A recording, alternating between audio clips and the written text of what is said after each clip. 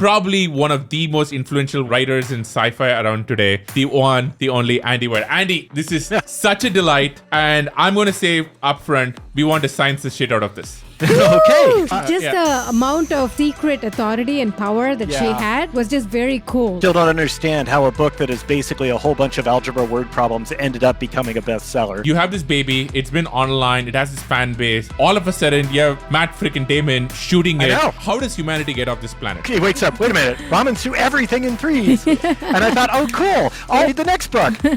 There is a romance, a buddy story. Romance happening. We need cardboard. We need silver foil. We need to build a rocket. I mean, nothing in the world a nerd likes more than finding a mistake.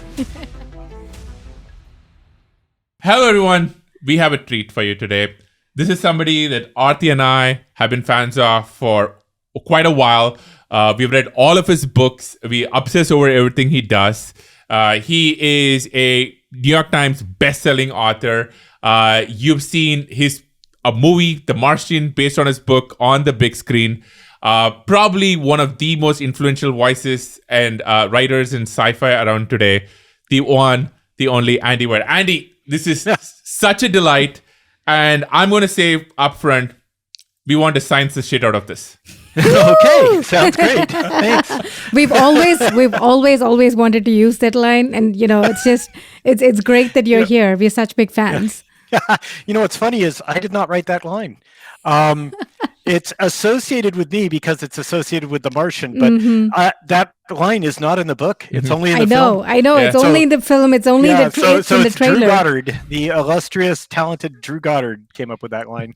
It's a little bit like Elementary, My Dear Watson, actually not being canonically in any of the Conan Doyle books, but now being referenced to. I'm also one of those really annoying people who would look at the movie and be, that was not in the book. This is not in the book. And I would just like to nitpick and look the diffs between the movie and the book. There's a bunch of those. And in the trailer released a year or so before the movie came out. And when the trailer came out and, Matt Damon says this, and I was like, but that's not in the book. Why did he say that? That makes no sense. But yeah. Well, they often have to take some liberties. It's true. Cool. They did a great job. I was really happy with the film. Okay, so we want to get to that. Andy, when I first found your work many years ago and I was looking you up and, I was like, Andy is one of us. Right. And in fact, I've been doing this a lot longer than we have. So could you talk to us about your backstory, right? Because you before you were a writer, you were an engineer or programmer. And talk to us just about your life history and how you got into writing, because it's super fascinating. Well, I was born at a very early age. Yeah. Lame joke. I know. I'm a dad now. My wife and I had a baby a year and a half ago. He's 18 months old. So now I get to use dad jokes. I guess my life trajectory was, ever since I was a tween, I knew I wanted to be a writer. I always wanted to be a writer. I grew up with actually reading my dad's science fiction collection. So he never threw away a book. So he had this huge bookshelf full of all these classic science fiction things by Arthur C. Clarke, Robert Heinlein, Isaac Asimov. And I was reading the original books, the ones he bought in the 1950s and 60s, the yellowed pages, and they kind of smell funny, and there's an ad for cigarettes in the middle. Seriously, it's funny because they figure 15-year-olds are going to be reading this, and that's our target market for cigarettes back in the 1950s. So anyway, I grew up reading those, so that's the kind of science fiction that I came to love. I wrote short stories and other stuff like that, but when the time came to pick an actual career, as I was going to college, I was 18 years old, I kind of went I'd love to be a writer, but also I want to I'm getting into computers. I'd gotten into computer programming. I was doing it for actually a few years at a national lab while I was in high school. That's kind of a different story, but it sounds cooler than it is. It sounds like I'm some phenom child that they brought into a secret government facility, where in fact I was just an ordinary dorky child who they brought into a secret government facility. But that's where I learned to program computers, and I liked it. And so when it was time to go to college, I was like, do I want to try to be a writer professionally, or do I want to be an engineer? And I decided I like regular meals. So I went for being an engineer.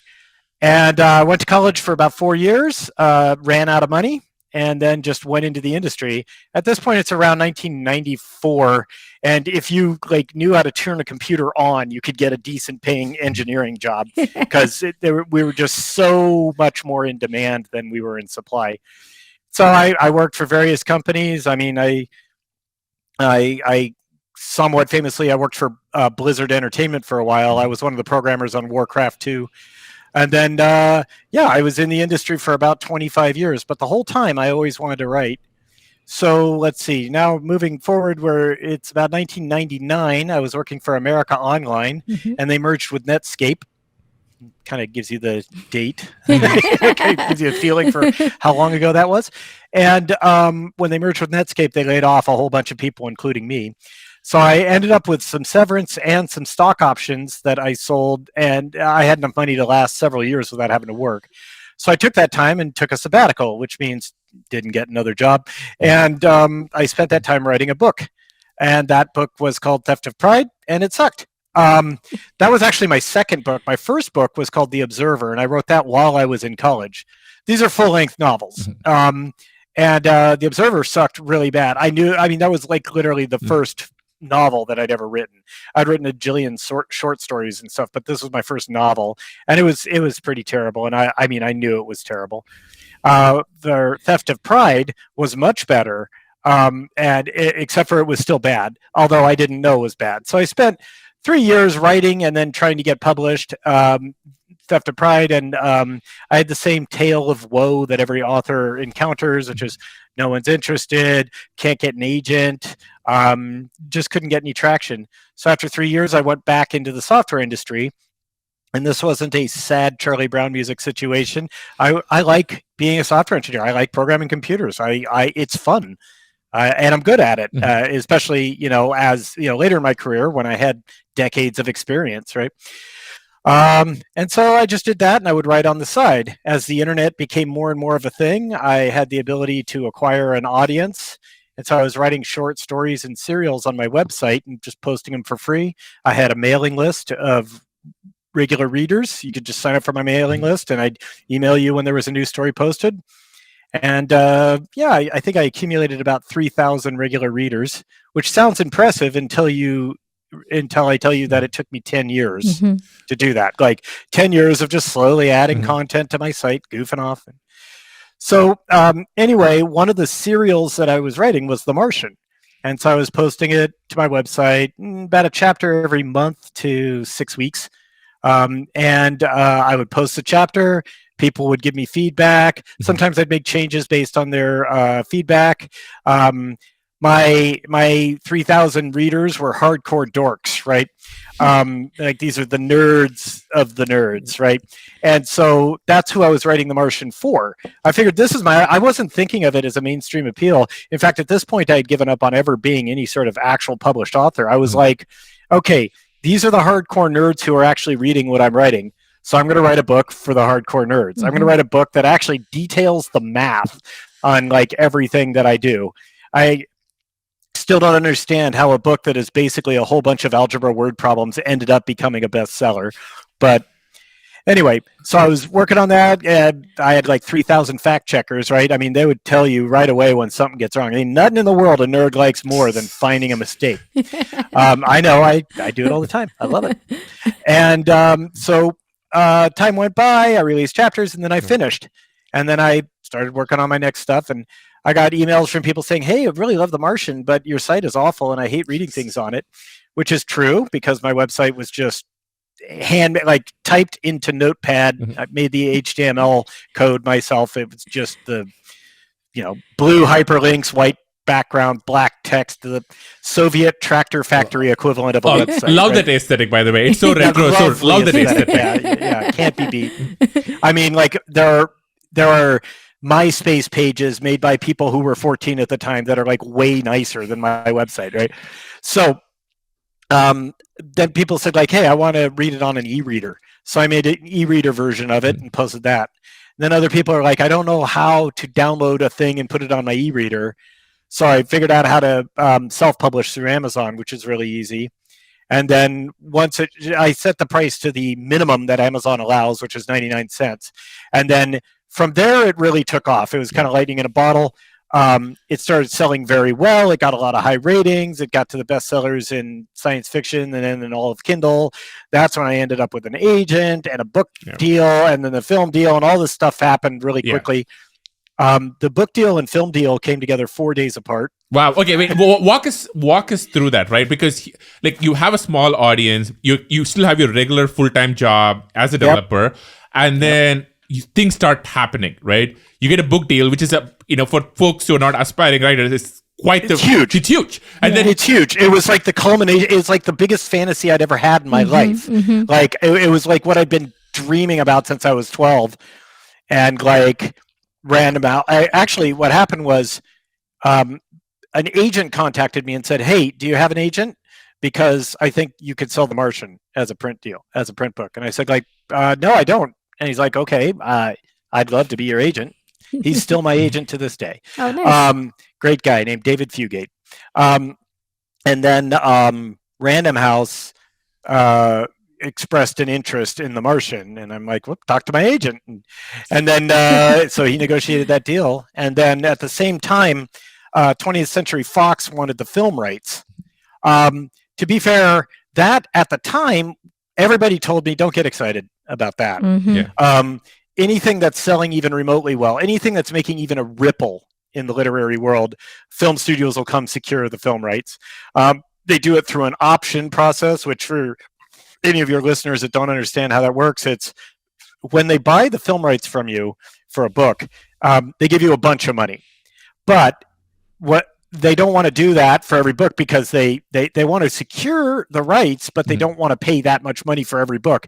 So they have the concept of an option, which means you work out a contract where they will buy your book for a big pile of money, et cetera, like that. But that contract is not enacted. It is over there. And then you make a separate contract that says, okay, for the next 18 months, you're not allowed to sell the film rights to anyone but us. Right. We can activate this contract. Yeah, you guys are nodding your head because you know all this, but just for the benefit of your readers, listeners rather. So there's a separate contract that says we, the studio, can activate the main contract anytime we want within the next 18 months. And most of the times that does not get activated. Correct. Most of the time, the vast majority of the time, that doesn't happen. And then the option expires after 18 months, 12 months, whatever you negotiated. But they give you a small amount of money to go along with the option. It'll be in the like $10,000 to $20,000 range, which I say that like, oh, this is chump change. But no, it's like something, if you're pulling down $10,000 for 18 months of work, that's not a lot of money. Right? Yeah. So, if they don't exercise the option, then the rights devolve back to you, and you can go sell them to somebody else, and you get to keep that option money. Okay. And usually what happens is they don't exercise it. They don't, do the contract, but oftentimes they want to hang on to the rights. So let's say, hey, you want to renew this contract? We'll just like tack another 18 months on, give you another $10,000-$20,000, whatever, And there are actually a lot of authors out there who are kind of middlingly successful, who they're not like Stephen King, where any book he makes can pretty much, he can have it be a movie if he wants, but they're also not complete nobodies. And so there's a lot of writers out there who film studios want to make sure they secure all of the rights to all of their books. And they have like a back catalog of like 20 books or so that they've written over their career. And so that means that every year and a half or so, 20 books cycle through this option cycle. So then you can literally just live off of that. Yeah. Now there is a somewhat magic alchemy process where there is a famous, in your case, actor or a director or something happens and it goes from an option to, oh, this is now going to become a thing. Somebody puts their hand up and then everything just like kind of sort of falls into place. How does it work? It's weird because it's not what you think. It's not like there's this moment where you pop the champagne because this is a green lighted project. It's just more of the studio just keeps moving closer and closer and closer to making it a reality. Yeah. So for The Martian, it started off with Drew Goddard took an interest in writing the screenplay and directing it. So he talked to me a bit. He was working on that. but still, it's a very low probability thing. Fox, 20th Century Fox would have to fund it, all yada, yada, yada. And then they started looking, but Drew wrote a kick-ass screenplay. And so then they started looking for a lead, and they were considering various options for who could play the lead.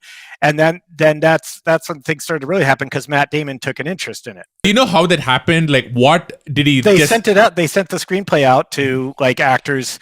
They sent them to. It's just the normal system in Hollywood. They say like, here's a screenplay. Here's a list of like pie in the sky list of actors that we would like to play the lead. Let's send the screenplay to their agents. See what happens. By the way, I would say The Martian is so perfect to be made into a movie, especially in a way that actors love, because it is focused on a solo character going through a hardship. It has all the things that if you're a leading actor, you're like, this is like, meat. Yeah. Like, this is something I can sink my teeth and into. it's also like man versus nature. It's I can see why actors would be excited about a story like this. Well, I think any actor is excited by the idea of like 75% of the screen time is just him alone on the screen. Anyway, Matt Damon expressed an interest, and that made the studio take more interest, but it didn't mean it was like an automatic or anything like that. And then we lost Drew because he went to work on a Spider-Man movie. And so then we went from having a director and no lead to having a lead and no director. But having Matt Damon does help, secure a director. And then we got Ridley Scott, right? Okay. So once we had Ridley Scott and Matt Damon, then things started really falling into place. Everyone kind of wanted to be a part of it. We got this incredible cast that really no one should be able to afford, but a lot of them just did it for less than they're worth just because they kind of wanted to be in the movie. It was very cool. But even then, it's still not a guarantee until, one day I was talking to the producer, and he's like, well, they're building sets, in Budapest right now, which is where it was shot. And I'm like, okay, does that mean it's green lighted? He's like, I don't know. You never really know. I mean, it's likely. And I'm like, okay. I feel like this is a bit like us buying our first house. When we bought our first house, we moved from India to here. We completely alien to the whole concept. And finally, we'd saved up enough money, and we ended up buying this house. And at some point, we signed all these papers, and then the agent called and said, oh, you have to come sign more papers. Oh, you need to do this other thing. Oh, but what about insurance? And there was these weeks and weeks and weeks of stuff. And then we were like, do we have it? Is it can we celebrate? Are we getting keys? They're like, well, yeah, sure, you'll get the keys. It's behind this thing in the lockbox. And you're like, when do we get to know? Is it not a Boolean state from not having a house to owning a house? And they're like, well, for the house, it's when the sellers sign. Right, right. It's when but in the movie, the studio can do. Studios can and often do spend enormous amounts of money preparing and laying the groundwork for a film, and then they change their mind. That can happen. Right. Wow. So the producer, not my producer, I'm his writer, whatever. The producer told me Aditya Sood is his name. In fact, he's another Indian. I actually did look him up last night. I actually want to talk to you about this part of the process, because the interaction between the writer of the source material and the production, there's a whole bunch of variety, right? There are some folks, who are like, look, I threw it over the wall. I have no input. Sometimes they hate it, but they're contractually obliged to say, I like it. But you actually had some level of involvement, input into the process too. Sure. I'll get to that in a minute. But just saying, still answering your earlier question, where you said, at what point did this become a reality? I talked to Aditya, and he was like, well, probably the time that you can really consider this to be a go is after they have the first day of shooting in the can, which means they have filmed a scene, they filmed scenes, which means they have the entire crew on location, the talent, the director, everybody on location, and they've shot it. And now what's really relevant about that is once they do that first day of shooting, it activates all of those big contracts. It activates, once they do one day of shooting, they have to pay Matt Damon the entire contract amount they owe him. If they want to cancel the movie, that's fine. They still have to pay Matt Damon all the money, and the same with Ridley Scott and all the other big earners. And so at that point, once they start shooting, it becomes like, even if they wished they hadn't started, it's cheaper for them to make the film and just try to see how much money you can make than, Wow. and that was also, by the way, that is like literally they didn't activate my contract, to secure the film rights until the day they started shooting. Wow. Like that's when they activated my contract and That's sent so off the check. crazy. The way that whole world works of like full of contracts, it's just funny math to me. Like none of that makes any sense, but kind of sort of makes sense where you shoot a day. Studios like flexibility. They like to be able to say like, okay, we can't, there's a limited number of big name directors and big name stars out there, and we can't just make, 700 movies a year, but we can kind of start 700 movies and see which ones are kind of looking good, and then trim the fat, and then kind of narrow it down. And so, studios like having options right up to the last second. No, like wasn't there? What was it? The movie, the Batwoman, Batgirl, I think. Batgirl or Batgirl. Batwoman? Yeah, the one that got. I know what you're talking about. The one that got canceled and it totally. They spent something like $90 million on that film, and then they decided, we're not liking this. We're not going to release it in any form. Yeah, Batwoman. And to which a lot of people are like, wait a minute, don't you at least, even if you think it's going to tank, Yes. even if it makes like, Just put it out there. just put it out there, Yeah. even if it's like, okay, you spent $90 million and maybe it eats crap at the box office and you make $10 million. Yeah. That's $10 million more than you would have had, right? Yeah. It was Like hugely straight to controversial. DVD, straight to Netflix. I don't care. Just put it out there. It's something, right? Yeah. But actually it turns out that studios spend almost as much money on marketing as they do on the film. Right. So from their studio bottom line, they're like, well, we've spent $90 million on it. Even a minimal marketing campaign would mean we're spending tens of millions of dollars more. And we don't think we're going to make that much on the movie. So they thought basically stopping now is the cheapest option. Wow. Yeah. I want to talk about you at this moment. So because you have this baby, it's been online, it has this fan base.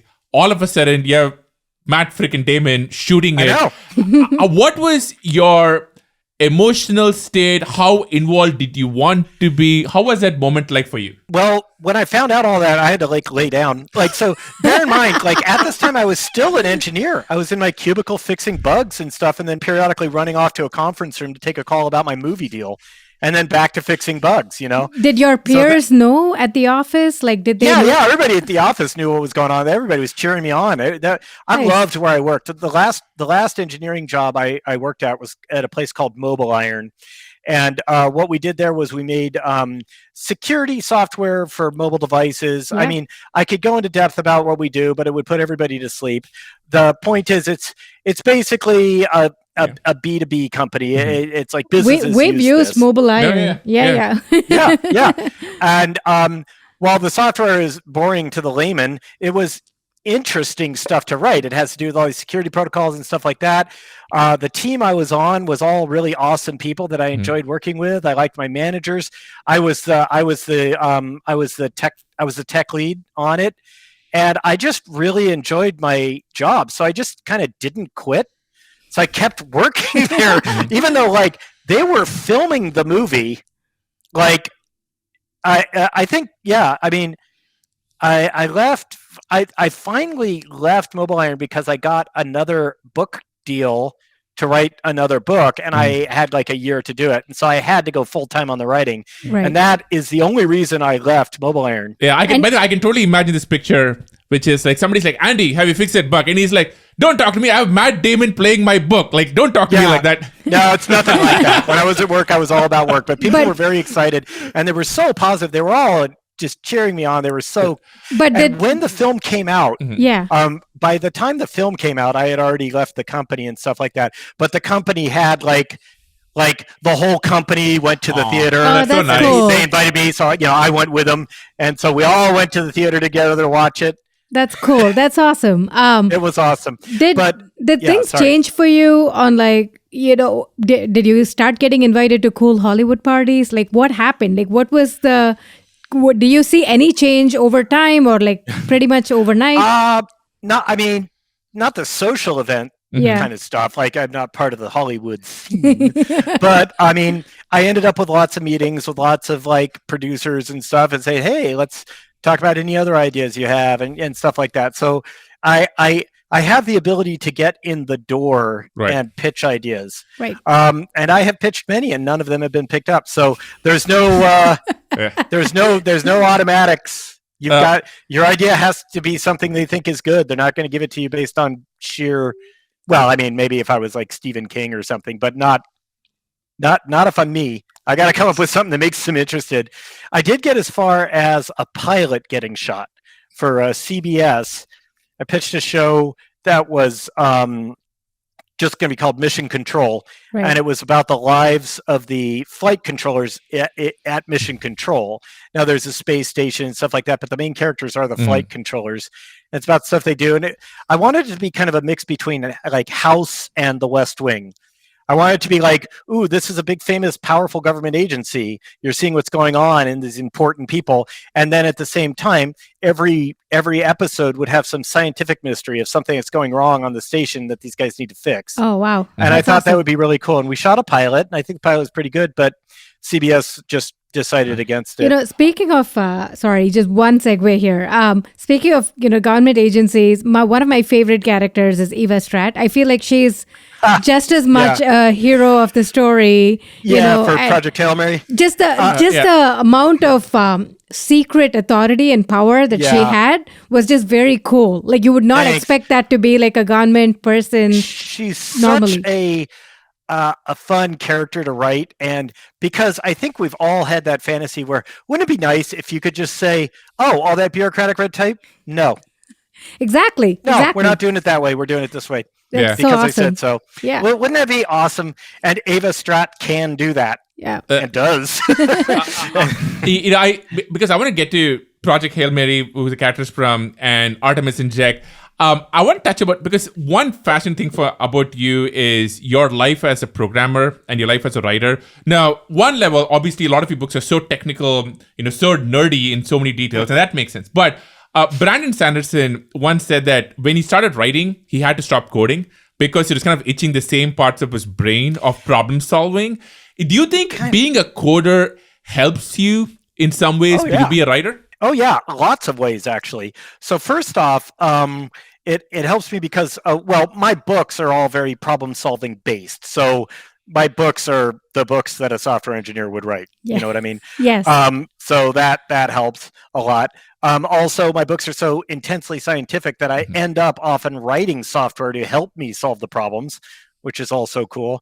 But the way I would say that it helps me the most is that I've had my editor and agent and lots of people in the industry, also in Hollywood when I'm writing for them, just tell me that I'm very, very easy to work with.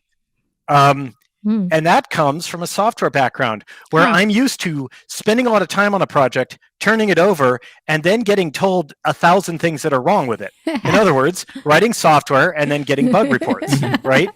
So I already have that mentality. I turn over a book to my editor, and the editor comes back and says, here's 100 things that are wrong. And I'm like, okay, I'll start fixing them.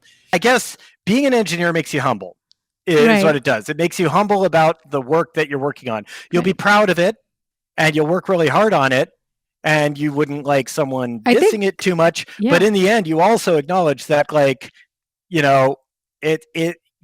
got to go through a lot of revisions before it's ready to ship. And so that mentality has been built into me for, 2.5 decades of being a software engineer. So it kind of slotted in really nicely in the literary world. That's cool. I think it also makes you, now that you mention it, it also makes you collaborative. Like, you can't ship a pretty big piece of software by yourself. You kind of have to work together with a team. And I think the more, you explain this, it looks like the publishing world, the world of rights and everything else is also fairly collaborative. Yeah. Well, I mean, certainly, of course, that's kind of how I view the world because that's how my profession was leading up to it. Right. A lot of writers are not nearly so cooperative, and a lot of writers are much better than me. And maybe it's good that they're not cooperative because they're like, no, you're not going to talk me out of this. This is a really good idea. And then it turns out they're right, Yeah. The only thing I made The only place where I put my little foot down on the editing process of The Martian was my there's a scene in The Martian, well, in the book, where where they say, "Hey, Mark, be careful what you say. Everything you type is being broadcast live." And he says, "Look, a pair of boobs." Yes. And then he does like a little ASCII art, like of boobs, right? Yeah. And my editor said, like, that is, I mean, I know Mark is like a funny guy and stuff like that, but my editor's like, that's pretty puerile humor. I mean, that's pretty lowbrow. I think you should take it out. And I'm like, no, that stays. That was the only time I ever just straight up I overrode. I said like, no, I'll make all the other changes you want, but it's stays. great. And people still, they talk about that line and how funny they thought it was, and they have me write it a lot. Like when I'm signing books, they say, "Oh, right, look a pair of boobs," and then do the ASCII art thing. And I'm like, "All right, I'll draw boobs on your book if that's what you whatever works. It's so great because that kind of reminds us that you're one of us. You know, like this is kind of it's like the nerd humor. It's funny and it's just like it makes you feel, oh, he gets us kind of thing. It's really cool. Now earlier, I don't want to have a stack overflow. So earlier you had asked me about how much influence and input I had on the film. Yeah. So I'll answer that. The answer is on paper, none. Like I had no authority whatsoever. Once they bought the rights, they could do whatever they wanted with it, change anything they wanted. I had no say at all. I didn't even have any contractual obligations to say nice things about the film. They're just like, see ya, they could have, but they didn't. They chose to involve me. Right. Drew talked to me a lot when he was working on the screenplay because he wanted to be as true to the book as possible. And then Ridley decided that, I mean, you know, he's a genius director. So he's like, all right, what are the core, what are the important things about this book that matter, that need to come across in the film? And one of them he said was scientific accuracy. Mm-hmm. That's one of the pillars that this book is built on. Mm-hmm. So we're going to make sure that works in the film too. And so periodically I would get questions from Ridley about, like, you know, in places where they deviated from what happens in the book, he would say like, okay, you would kind of double. I served almost as a science or technical advisor. Mm-hmm. Nice. In a roundabout way. Like I'll give you a tangible example. They said like, well, we want to show Mark Watney transferring hydrazine from one container to another. Can he just pour it like one bucket into another when he's out on the surface of Mars? And I said, no, it's highly volatile. It would, in Mars's atmosphere, it would just boil off. And Ridley's like, oh, okay, thanks. And that was the last I heard of him on that. But if you watch the film, you see the way Mark transfers the hydrazine. He hooks up a pressure hose that goes to another container and out while he's out on the surface of Mars. They took your feedback. I've seen sometimes writers go, once they've seen their creation on the big screen, to see, oh wait, I can see why this works and why somebody else did it my way, and then it changes the future versions of their work, right? You know, even if sometimes, for example, J.K. Rowling would say, you know, those characters have been living in her for a long time, but sometimes watching the movies, she now can adapt and be like, oh, I can see how different we can be.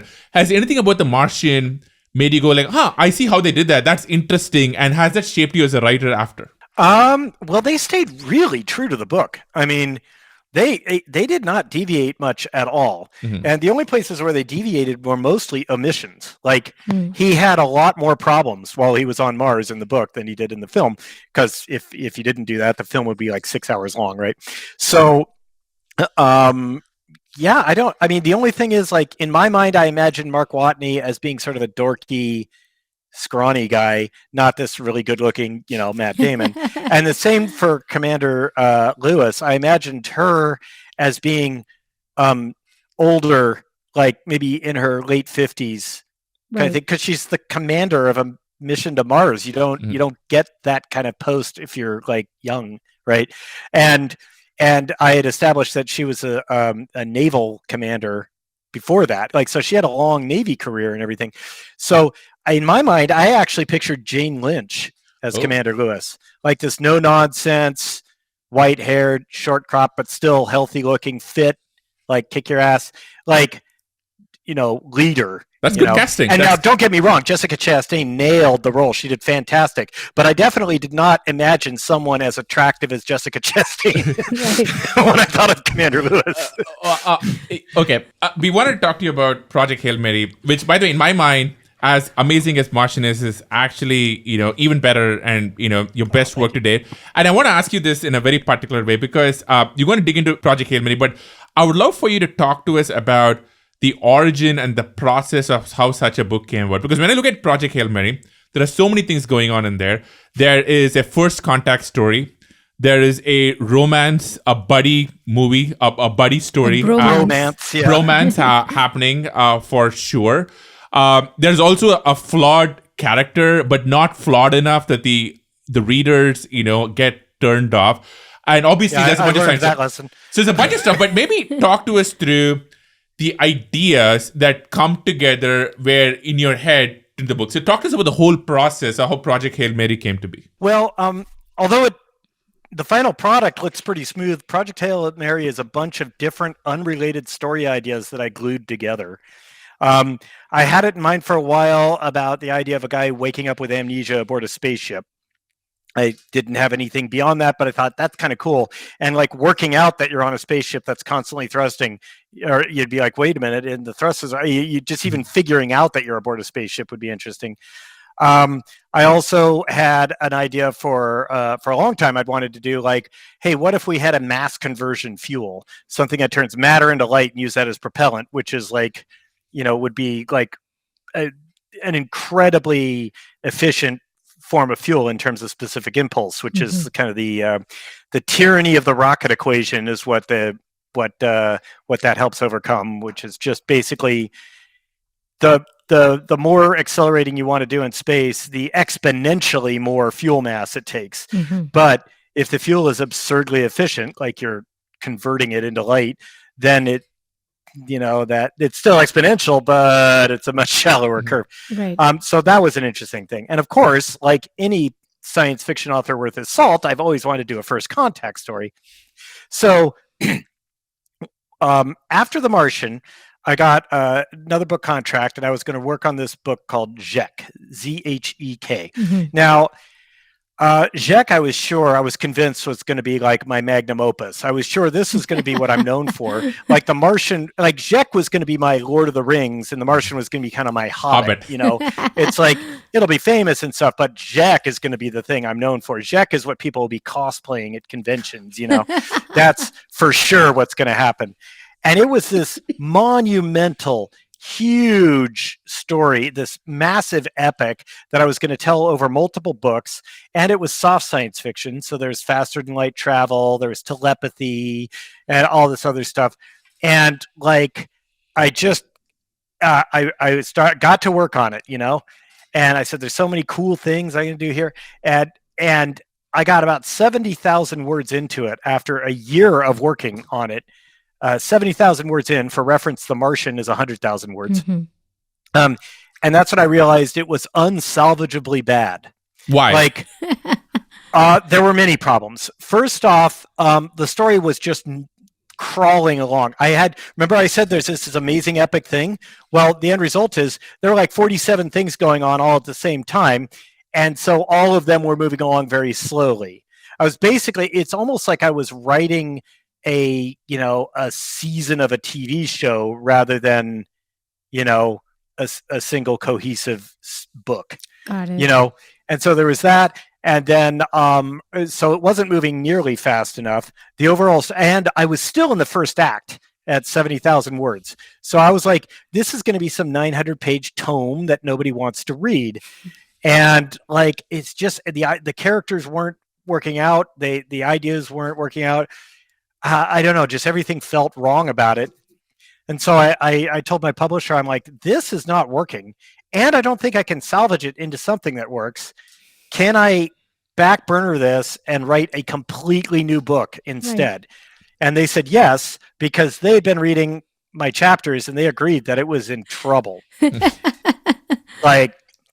And so I back burnered forever, basically, Zhek, and then that's when I wrote Artemis, which was it's the book that everyone forgets I wrote because it's sandwiched between The Martian and Project Hail Mary, but I'm proud of it, and it was a hell of a lot better than Artemis than Zhek would have been. Now, Zhek was dumpster fire, but there were a few little nuggets. There were a few little gems in that dumpster that could be salvaged.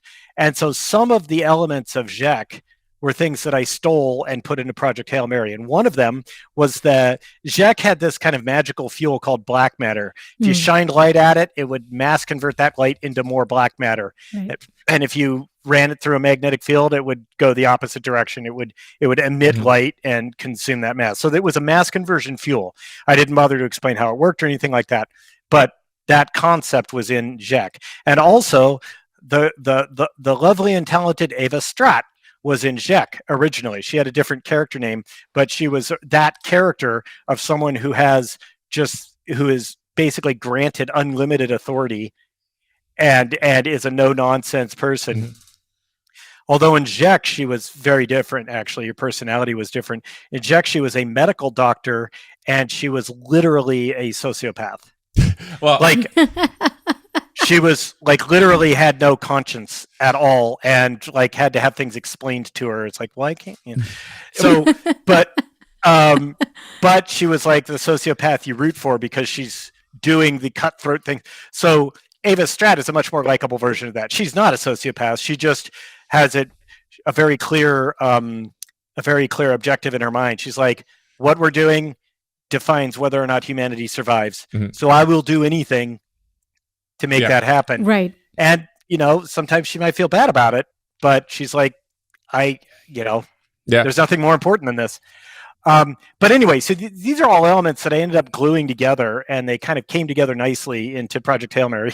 By the way, if viewers and listeners are not already aware, there's going to be huge spoilers for Project Hail Mary and The Martian, but you're probably aware of it. But it's a fantastic... Okay, so there are many amazing parts of the book, but let's maybe go one by one. The first one is, between Ryland and quote-unquote Rocky. And the friendship side, but also the language and the musical nature of it. So where did that come from? Talk to us through the mechanics of it. Sure. What's funny is right from the start, I wanted Rocky to be likable. I wanted him to be a character you like. He's I'm going to get all fancy now. He's the deuteragonist of the story, right? The second most important character. Right. That's, Robin is the deuteragonist in Batman, right? Right. Right. That sort of thing. But so I definitely wanted him to be likable, but I had no idea how much readers were going to love Rocky. I get emails all the time, people saying hey, I really liked Project Hail Mary. It's a great story. I would die for Rocky. It's funny. Aww. Or maybe potentially sacrifice the entire human race for Rocky. I would sacrifice the entire human race for Rocky. We're a lost cause, but Rocky is worth it. Yeah. So funny side note is MGM is the company that bought the rights to Project Hail Mary, and they own the rights to Rocky, the movie, which they said there's no correlation between those two. But Mike DeLuca, who was at the time in charge of MGM when they bought the rights, said there's some kind of kismet there. Anyway. So the language of Rocky. Well, I need to go back a few steps. I wanted my alien to be alien. I didn't want it to just be some blue-skinned woman who wanted to learn more about this Earth thing you call lovemaking, right? I wanted it to be more of a I wanted it to be a real alien. And one thing I said, absolutely, I want them to have completely incompatible environments. Ryland will die in Rocky's environment. Rocky will die in Ryland's environment. They can't. It's just. Jesus, if you pick. If you pick a Himalayan mountain goat and a camel, there's nowhere you can put both of those where they will survive, right? And that's on the same damn planet. So a completely different biosphere evolving, separately is not going to be compatible. So I started out by saying, all right, I'm going to start with the planet. I'm going to start not with biology, but with geology. I had to pick somewhere to be Rocky's homeworld. And so I chose the star 40 Eridani. And which is by the way, it's a real star and a real exoplanet. And a real exoplanet. Yeah. Right. His homeworld is in our real universe. It's called 40 Eridani, capital A, lowercase b. Right. Because that's the nomenclature for planets and stuff like that. So the Eridani system itself is actually a trinary system. There are 3 stars. Right. There's one big ass star called capital A, and then there's capital B and capital C. One of them's like a brown dwarf that's like from the planet's point of view, around 40 Eridani A, it may as well be just a one-starred system. But there are 2 other stars that are like, one of them's way out there and really dim. Another one's a little closer, but it's a brown dwarf, and it's like you can't even tell. Anyway, so the first planet in that system is 40 Eridani A, B, whatever. So I decided that's going to be Rocky's homeworld. So I started from there, and I said, all right, I want this planet to have life. What do we know about the planet? We know everything about 40 Eridani, how much light it emits, what bandwidths, how old it is as a star, all that stuff like that. It's a solar analog. It's a star that's very similar to our own sun. Okay, that's cool. The planet is extremely close. It's closer to its star than Mercury is to ours. Okay, it has an orbit, Erid, as I named the planet, has an orbit of 46 days. That's all it takes. And we know that, and we know that it's about 8 times the mass of Earth. Okay, so that's kind of all we know about it. And so that means I say, like, all right, so I start with that, and anything that's not known, I get to make up. For reasons that we learn much later in the book, I wanted it to be a water-based biosphere. So you do need to have liquid water. And I'm like, well, a planet that's close, it's that close to a star, how does it have liquid water? And I'm like, the only way to have really, really, really hot liquid water is to have really, really, really high atmospheric pressure. Okay, fine. It's a really, really high atmospheric pressure. All right, so we've learned something. Then what else? Well, to have a big, thick-ass atmosphere that close to a star, you need to have a really strong magnetic field. Otherwise, the star will just sandblast the atmosphere right off of you like it did to Mars. Okay, so I'm like, okay, well, the way you get a really strong magnetic field is by spinning quickly. The faster you spin, the more magnetic field you have, and you need a liquid metal core. Okay, so now I know Erid has a very short day. It spins really fast. So I decided, it takes about 6 hours to do one rotation. So bit by bit, the environment that the species has to evolve in is starting to become clear, right? Then I'm like, okay, it has a really, really thick atmosphere. Sunlight probably won't be able to get to the surface. And so I decided, okay, so their atmosphere acts kind of like an ocean. There's life that lives up in the upper atmosphere that, absorbs sunlight. It's like photosynthesizes. And then there's life below that eats that life, then life below that eats that life. So it's kind of like algae and krill and small fish and, all the way down to eventually you get whales, And so I decided that Rocky's species, the Eridians, live on the surface, and they're the apex predator of the planet. And of course, the smart, they developed intelligence. And so then that's how I get things like, okay, Rocky's species would not need vision because there's no light where they are. They need some other form of establishing what their environment is like. And so I decided they use echolocation. And so they're very good at sound-related things.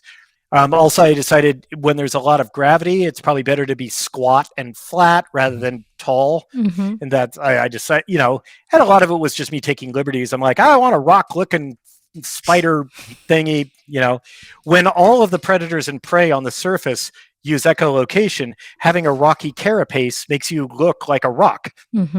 It makes you sound like a rock, so you reflect sound in the same way as a rock. So that's camouflage. It's audio-based camouflage. And that's important if you're going to be a predator. And anyway, and I worked out their whole biology. I went way down the rabbit hole. Only about like 5% of the biology I worked out for how Eridians work is actually in the book. Wow. Exactly. So I think it's actually really powerful because I think that actually gives so much substance and weight because you can tell. I think when an author has put in the work and has fleshed it out, it really shows on the pages. What about the way they interact? Because these scenes have been done before. For example, Arrival with Ted Chiang has a different version of this with the and obviously done in the movie. But you invent an entirely different system of how they establish first contact and communication. So where did the language come from? Yeah. Well, basically, how do I put it? As a science fiction author, my shtick is to take something that has been done a billion times and just do it my way. Right? A guy's stranded on a planet. That's not new. A first contact story. That's not new. But I'm just doing it my way. And one thing I decided was I just continued with my ideas on Rocky's biology, on Iridian biology. I was like, okay, how do they communicate? Like, they're an intelligent species, so they have to be able to collaborate, work together, and like pass knowledge forward. They need to have a language. What is it? Do they touch each other? Do they tap dance and fart? Like what? And one thing I decided, that was a Douglas Adams reference. Yep. Yes. So, one thing I decided was, I'd earlier decided how their whole digestive system works, everything like that. Each Eridian is actually sort of a self-contained biosphere. They have both plant-like and animal-like cells, and their body is almost like a biosphere for that stuff. They need to bring in energy in the form of food, so they eat other animals, and they bring it in, but then they bring it inside, and that just runs the biosphere for a while. They don't need to respirate with their atmosphere. Right. So their body is like a fortress to defend against pathogens and everything like that. So I'm like, all right, well, they don't breathe in and out. So how do they talk? And I said, like, it has evolved many times independently on Earth for a species to communicate with itself via sound. Make a noise. I mean, it travels well. It goes across in all environments. It makes sense why that evolves. So I said, like, okay, so they use sound, which also makes sense because they have incredibly good hearing, so it makes sense that they would use sound. I'm like, but they can't just like spew air out because they don't have lungs. They don't breathe. They do have like this diaphragm to keep air flowing over basically a radiator. But so I decided they have like just basically a bladders of air that they squeeze back and forth across internal vocal cords. So I'm like, well, that's not going to sound like it's going to sound like, like, and that's why I say it sounds like whale song, because that's what whales are doing. They're not when they're singing underwater, they're not expelling air out of their system. They're moving it from one part of their body to another. So it's this kind of, and so I decided, okay, they can make different notes, but they can't really pronounce words because they could just, but they don't have the benefit of like our mouths to shape things out. So I'm like, all right, so instead of warbling the tone or pitch or anything like that, what they have is 5 of these because their bodies are very pentagonally symmetrical. They have 5 of these and they make chords, and to an Eridian, they all have perfect pitch. So the way they hear is like, for them, middle C is as different from the B next to it as orange is different than green to us. Like, you don't, for us as humans, except for very few people who have perfect pitch, the rest of us, if you give me a note, I don't know what note it is. If you give me 2 notes, I can tell you which one's higher, but that's it. We can only think of sounds in reference to other sounds. But for light, you can show me just green light with no other context, and I'll be able to tell you it's green. Right? And so Eridians are like that with sound. Anyway, so they communicate via chords and stuff like that. So that's why. So again, you ask like, well, why did you come up with this sound-based language? It goes all the way back to their biology and what makes sense evolutionarily. Right. This is great. I love how you like from first principles just came up with, how does this planet work? And, what is gravity like? What does like the inner core look like? Yeah, right. 2.5 Gs, or worked out 2 Gs, because the other thing I did was, although we have no idea what the density of the real exoplanet is, I arbitrarily decided to give it the same density as Earth because I needed it to have a liquid metal core anyway. So it has about the same density as Earth, which makes sense because if it was like a mini gas giant, it wouldn't be able to survive near the sun, near its star for that long. Either the star would have sucked all the gas off of it into the star. Or it would have had all the gas like blown off by solar wind. It's so great. I'm pretty sure it's probably that's what they're called, rocky planet. Rocky. That's what they're called. A planet that's not a gas giant is a rocky planet. Earth is a rocky planet. I love that the audiobook version actually has the musical notes. It's such a good touch. Nailed it so well. Yeah. So, Ray Porter was the narrator. He did a fantastic job, of course. And then, Audible really put effort into it. Like they went back and forth with me, saying, like, "Ooh, what do you think about?" I was the one who had suggested, why don't we play notes at the same time as the thing? Mhm. Actually, maybe I'm getting a little too full of myself. Maybe I didn't come up with that idea. I don't think I'm going to lay claim to that idea because now I'm not sure. Anyway, it was a great idea, whoever came up with it, of just playing the notes in the background and then also having Rocky's voice speaking. And so then Rocky has this extremely distinct voice because whenever he's speaking, you're also hearing the notes in the background. And it just represents the fact that Ryland has learned the language. Right. Yep. In the book, it's just italics. Yes. Yeah. You see the notes there. Yeah. And I have my ideas for the film. I made a suggestion that, like, for the musical language, what I want to do is do a cipher. I want to take what you're going to say, whatever you want them to say, translate it into Japanese, like real Japanese.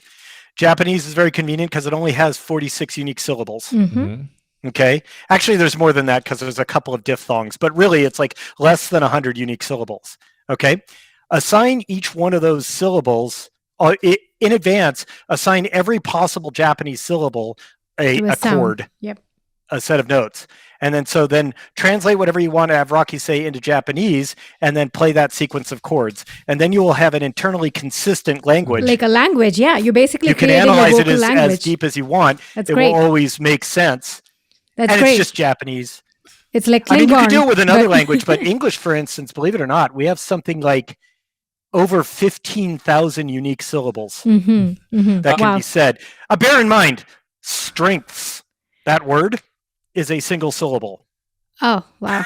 Yeah. I mean, this is like coming up with Klingon or something. It's like you just have to come up with a new language. Well, one of the Tolkien language where Tolkien actually did. It's actually, I think fully. I don't know whether Klingon is I don't know whether Roddenberry actually came up with the entire language, but Tolkien obviously came up with all the original languages. Yeah, Tolkien was all about conlangs. Yeah. Right. Roddenberry never invented Klingon.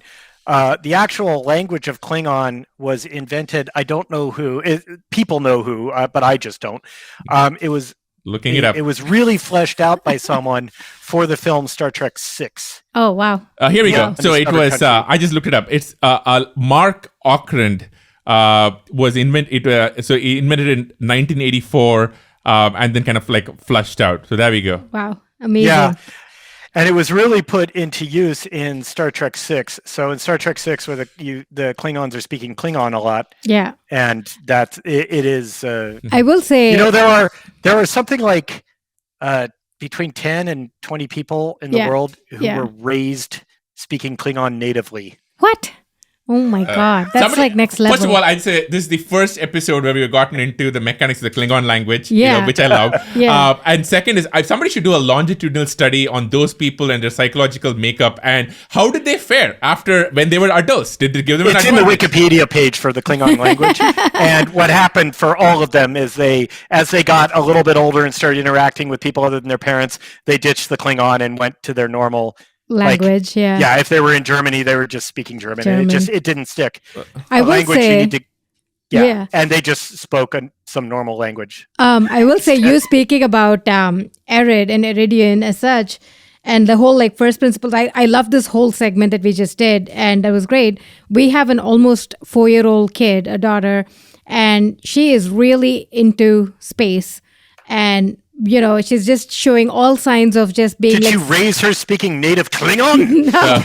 She has no honor. No. She has no honor. By the way, I can imagine those native speakers running into Michael Dorn everywhere and trying to challenge him to a battle. Sorry.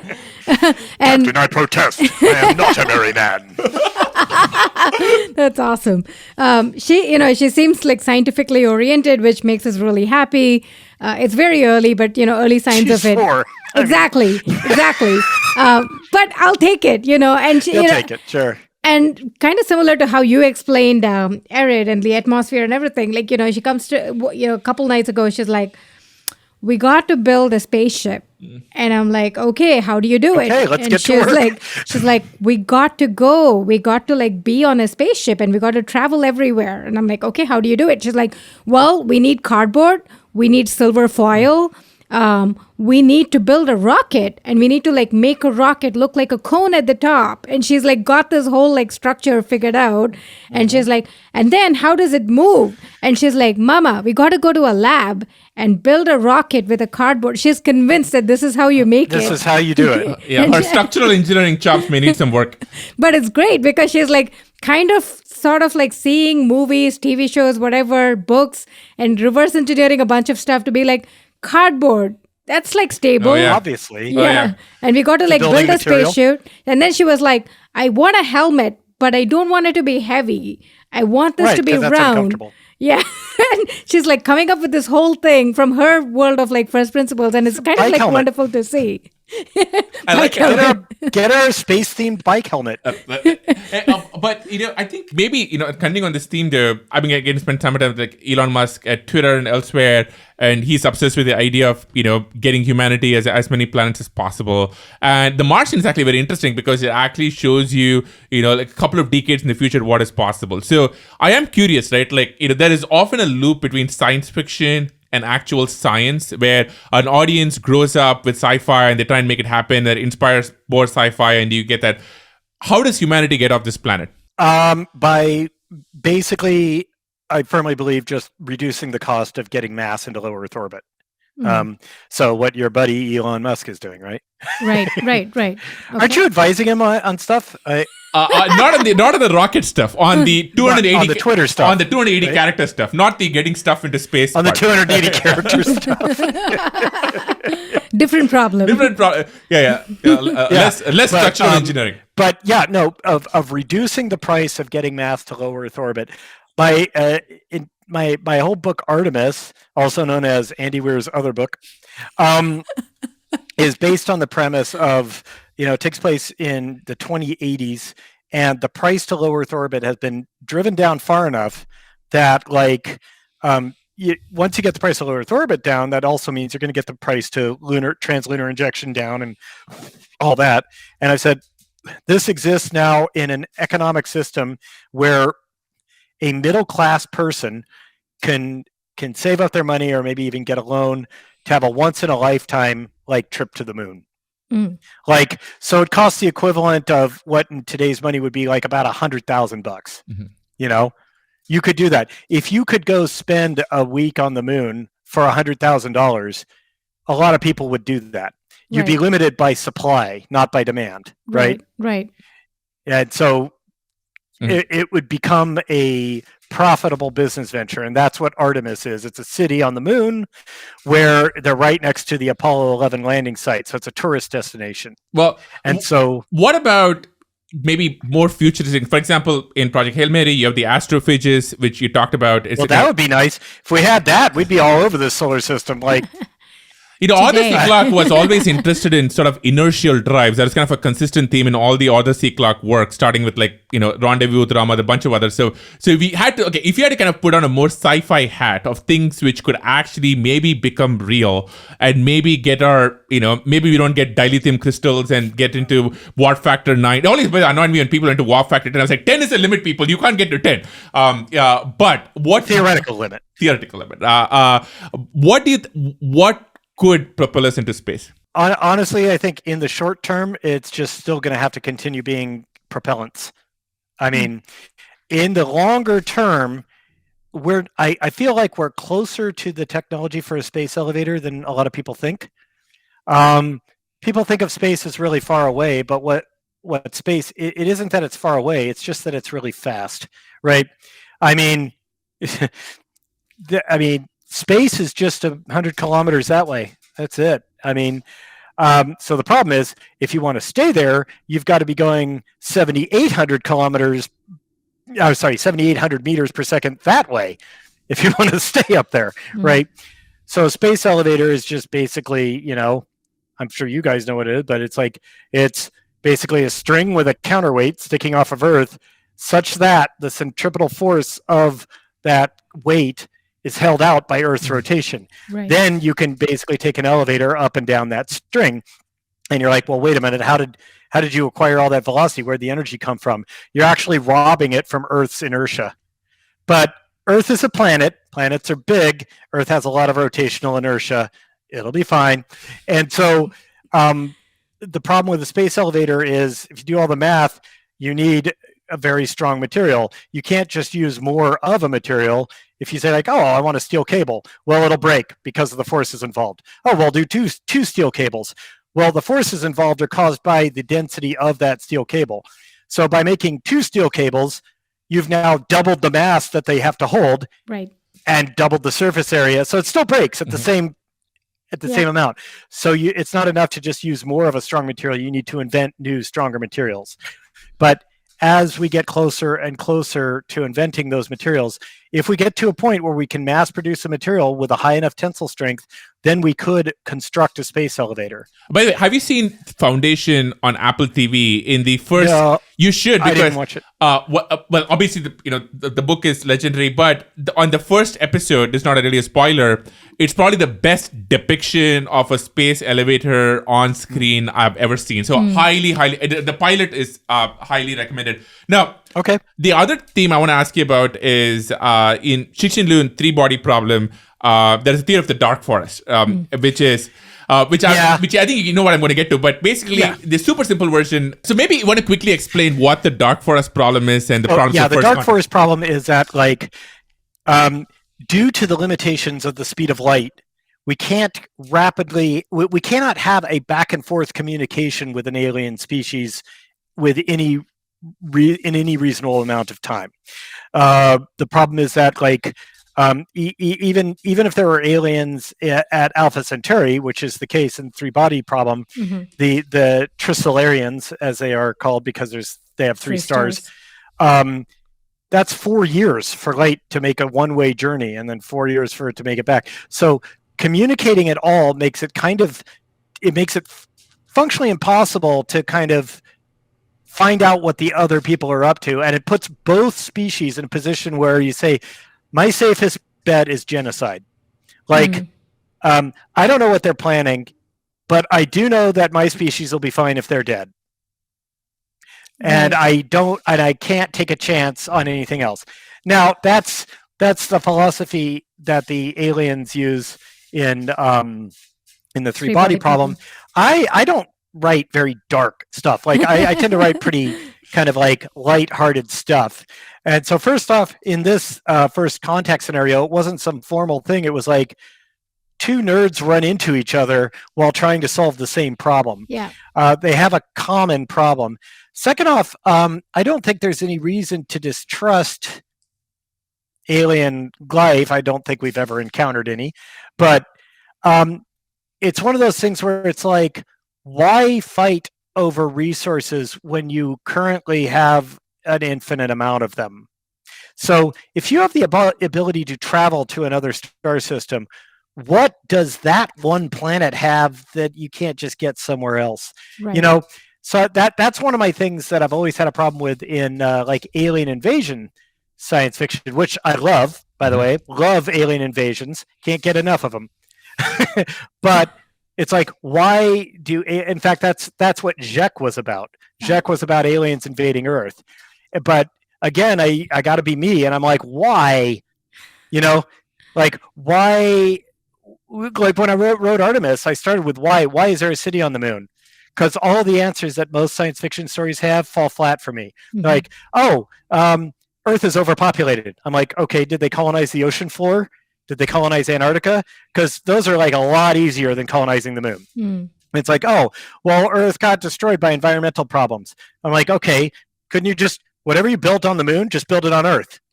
It's got its own internal atmosphere, right? I mean, right. So why did you go somewhere else?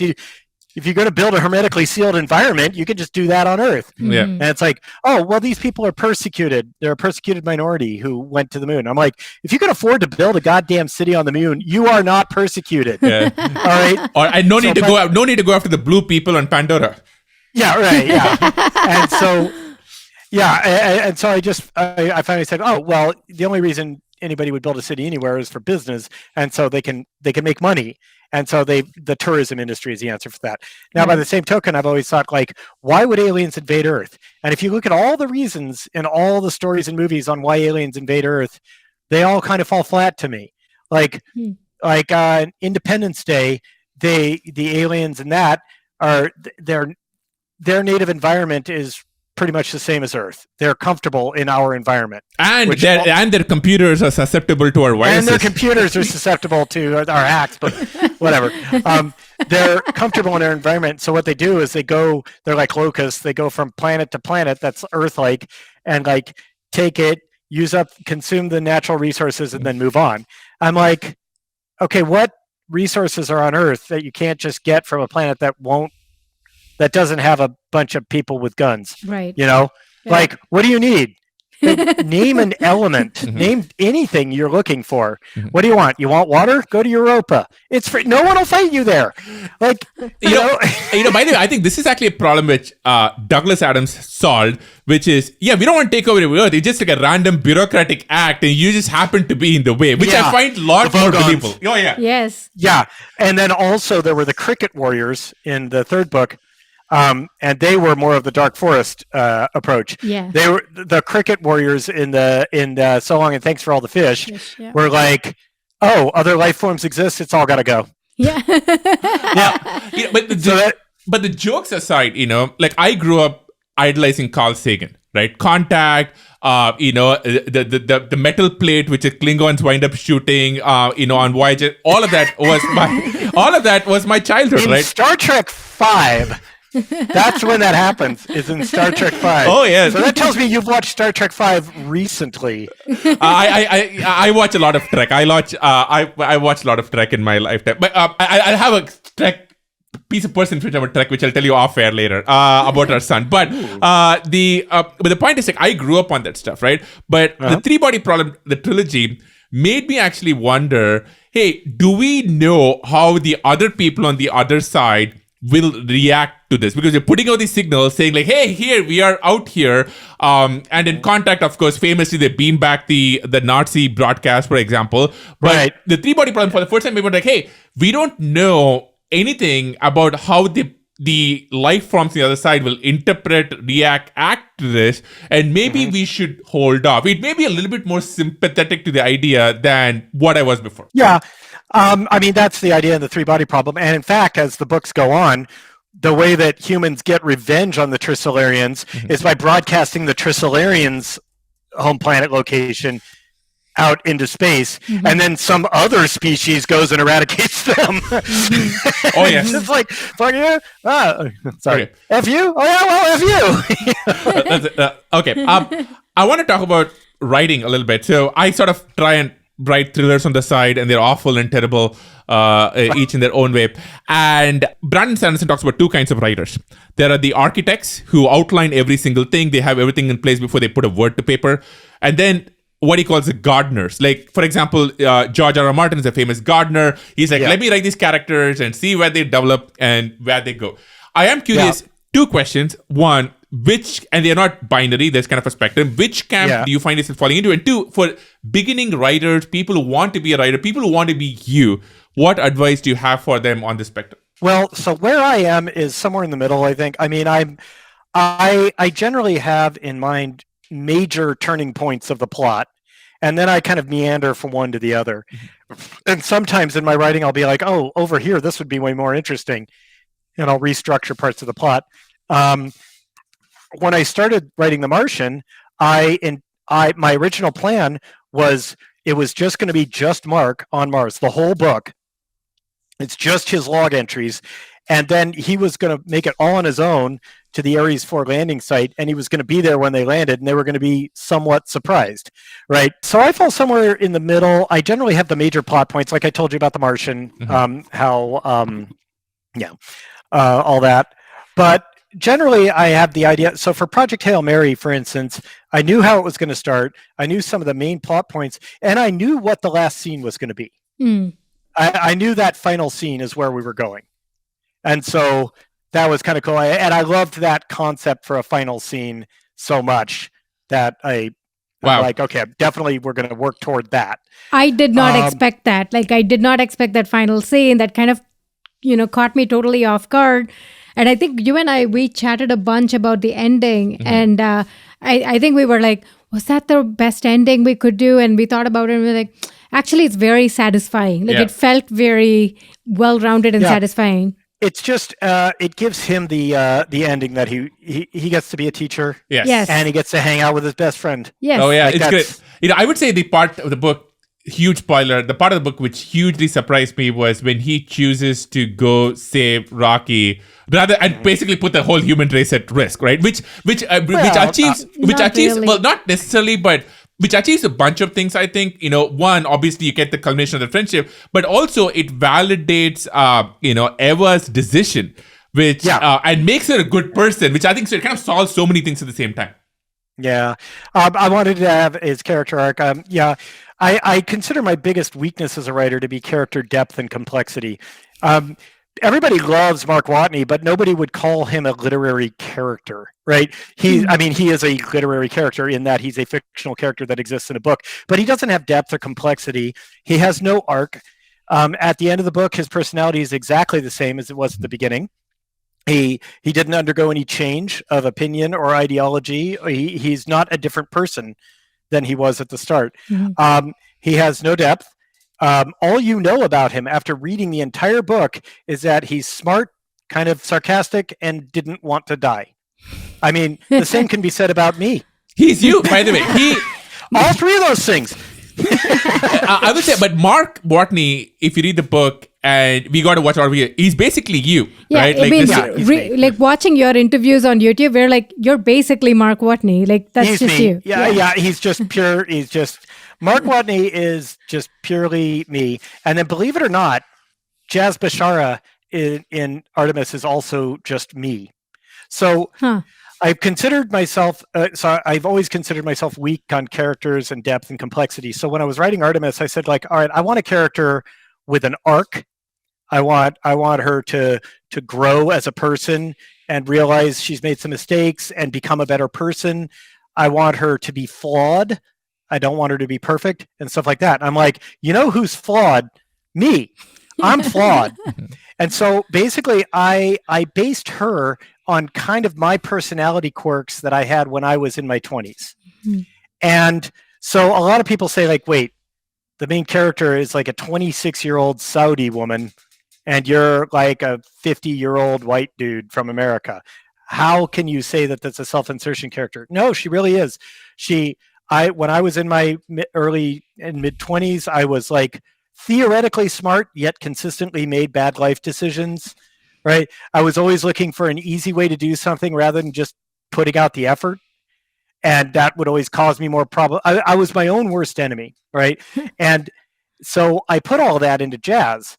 And then the end result was she's not a very likable character. People... whereas Mark Watney is the idealized version of me. He's all the aspects of my personality that I like and none of my flaws. It turns out the idealized me is much more likable than the real me. So now for Ryland, I wanted to try to push myself again. I said, like, okay, flaws are good, but Jazz was so flawed it drove some readers away. They found her to be like annoying and difficult to root for because she was so self-destructive.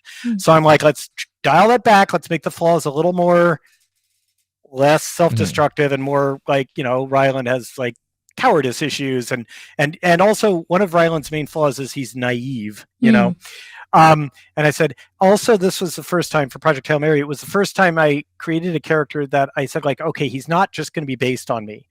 Yeah, he's a bit of a smart ass. I'm a smart ass. All my characters are smart asses, but I wanted to make a character that has his own personality that is not based on mine and it's distinct. I love it. And I think, by the way, I think you can see, how much your progress as a writer across the 3 books. And PHM capitalized. Okay, I'm going to ask you a little bit about writing influences and other people in sci-fi who I think you're fans of. Maybe kind of deconstruct for us, like, what makes this person special? And maybe start with the OG, Asimov. What makes him special? Okay. How did he have an influence on you? Well, Asimov is my favorite author, first off, so we're starting right at the top for me. One thing that Asimov would do is, here's the thing that Asimov did that I do. So I assume I ripped it off from him, although I never really consciously meant to. I just said, this is how I write, mainly because I'm so heavily influenced by Asimov. Asimov to create a system. Mm-hmm. Like, here's a system of rules for my universe. and then let's just see where that goes. Mm-hmm. So for me, for instance, in Project Hail Mary, I created astrophage. All right, so here's how this little microbe works. Let's see where that goes. And that goes into a lot of interesting places. For Asimov, he just made the 3 laws of robotics. So where's that go? Right.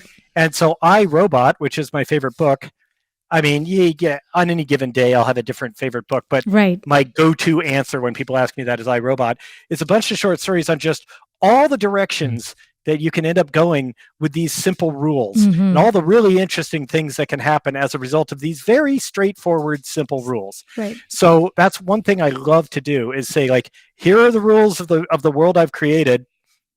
Now what? Where do we go from there? So that's one thing I absolutely love about Asimov.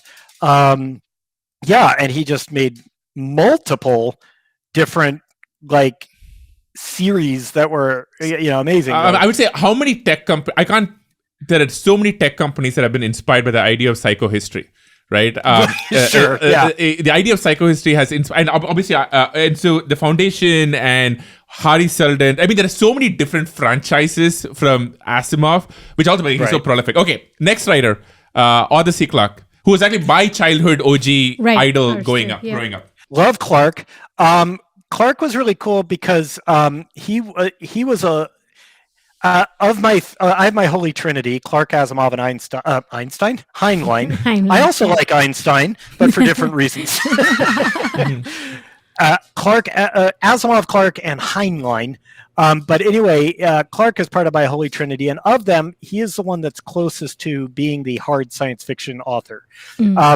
His science fiction tended to be very scientifically accurate. Not all the time, but pretty good. My favorite book of his is Rendezvous with Rama. And that is 100% hard science fiction. Like, do everything in threes. Is physically possible. I couldn't sleep for a week because of the last sentence that Raman's do everything in threes. Everything's doing threes. Yeah. I still remember that. He wakes up. Wait a minute. Raman's do everything in threes. And I thought, oh, cool. I'll read the next book. I know the feeling. I know the feeling. Oh my goodness. I was I DNF'd the sequel. I couldn't even. I could not. I don't remember anything outside of the first book. That's how it'll be. Yeah, I mean, the first book is fantastic, and then the second book, I think it was a collaboration, right? I'm not sure he wrote it. I think. Oh. No, some of the other collaborations are very good. He worked with Stephen Baxter, I think, on a bunch of other books which were really good. But I don't think the drama books. I don't know who wrote it. We'll see. I'm sorry if you're listening, but the sequels were not as good. Yeah, the sequels weren't as good, and I was just very disappointed. But but the first one was fantastic. Let's see. I mean, believe it or not, I've never been that huge a fan of 2001 or the series. I get it, and I love the hard sci-fi aspect of it because we learn in the third book that the monoliths are basically there to monitor humanity, right? And there's this kind of king monolith that's out. I want to say out like around the orbit of Pluto or something like that. That's monitoring it, and the aliens left these monoliths behind. And they have decision-making capability because the aliens are also limited by the speed of light as communication. So they have to leave thinking machines behind to do what they think is best. And I thought that was a really interesting concept. Is that it's like we can't really just exercise our will over an interstellar region. We have to take our will and put it into a machine that can do the thinking for us, and then leave it there to make decisions as needed.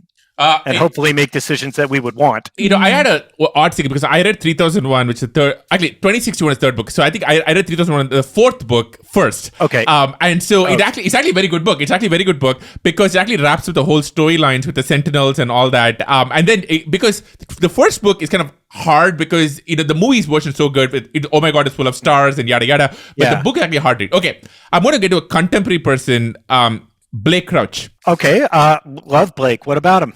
I mean, he just writes entertaining sci-fi. It's difficult to put into words. I've loved pretty much everything he's written. I especially like Recursion. I'm a sucker for time travel. Yes. And he does things his own way, and he always has kind of a unique twist on it. So again, he's kind of like me, or maybe I'm kind of like him, in a way that if you just hear the elevator pitch for one of his books, if you just hear what the core mechanic or concept is, you're like, oh, 1,000 other books do that. Yeah, but they don't do it his way. Right. Okay, he wrote a time travel book, but his time travel works his way. It's got its own unique twist on it. Right. And a parallel dimensions book like Dark Matter, it's like, yeah, but he does it his way. It's not Sliders, and his time travel book is not Back to the Future. It's like everything. And so I really like to see a fresh take on well-trodden terrain, which is what I also like to do. So I just read Upgrade, for example, one of his latest work, and it could be a superhero book. It's been the version to it's done in his way. Right. Yeah. Exactly. It's the it's the whatever Captain America basically concept of like, oh, you became superhuman due to science, but it's Blake gonna crouch. I love it. I love it. Andy, what's next for you? After I've been on a bit of a hiatus since Project Hail Mary because my wife and I had a baby. He's 18 months old now and starting to get a little bit more manageable. I'm getting back to writing. I'm working on my next book now. I'm only at the very beginning. And I don't know if it's going to stick, so I'm not really talking about it. I learned a hard lesson on Jack that I can get quite a ways into a book and then realize it sucks. So this one, though, I spent months doing the science to establish the rules of my universe here. And then now that I've got that all worked out, I was able to, how do I put it? I had a plot in mind already, but I needed to work out the science, and I needed to understand how the science works before I could square that with the plot. Now I finally got the science done, and I'm working on it. I also have a couple of other ideas for books that I might. Generally, what I'll do is if I like the idea for a book, I'll write chapter one, see how it feels. And then my original plan on this was I'll just write chapter one of this, and I'll write chapter one of another idea I have, and chapter one of a third idea, and see what feels good. But this is feeling pretty good, so I think it might stick. I might just keep going on this, but not sure. I love that. No, we ask all of our guests this, which is, let's say, several decades in the future, or maybe infinite if we all achieved the singularity, and you're looking back upon this, what would you want your legacy to be? What would be a great Joseph Campbellian 3-act satisfying structure to the story of Andy Weir? I've kind of accomplished all that I wanted. I love being able to write books. I'd like it if more of them got made into movies because I love seeing films. Watching The Martian, I was just like, wow, I came up with this crap. Now it's on a screen. That's amazing. But I guess, I don't really imagine having much of a legacy other than like Andy Weir. He entertained people, I guess, He wrote books that are still fun to read today, Well, let me give you an interesting observation of that. Elon Musk likes to say the most entertaining outcome is the most likely outcome. And, one of this whole idea of we might be in a simulation, and Nick Bostrom's simulation hypothesis. And one of the theories is the simulation that gets to live and not get shut down in some big PC in the sky is the one that's most entertaining. So you providing entertainment might have some real value for the human race and our universe. Well, maybe we just haven't been shut down yet. Maybe so. But Andy, this was such a delight. You have inspired us, entertained us, made us laugh, and made us kind of think what is possible in the way all good sci-fi does. And you're such a blast to have a conversation with. This was amazing. Oh, thanks. This was such a blast for us. I also, we get a lot of people who are nerdy, but we don't often get to nerd out live on the show because, usually we talk about what they're their company that they founded or something of that sort. And here you are Tell a nerd. me more about the exciting world of manila folders, which you manufacture in 9 countries. Star Trek 6 does not come up often. Exactly. We don't talk about Klingon, and we don't talk about, just nerd being the actual product, not as a byproduct as such. So this was such a blast. This was such a blast. Andy, you should do this again, but thank you. We'll have links to all of your stuff, and people go watch Martian and go buy Project Hail Mary. This is amazing. Andy, this was a blast. Thank you. Thank you. Thanks for having me. Subscribe to the YouTube channel, The Good Time Show by Aarthi and Sriram.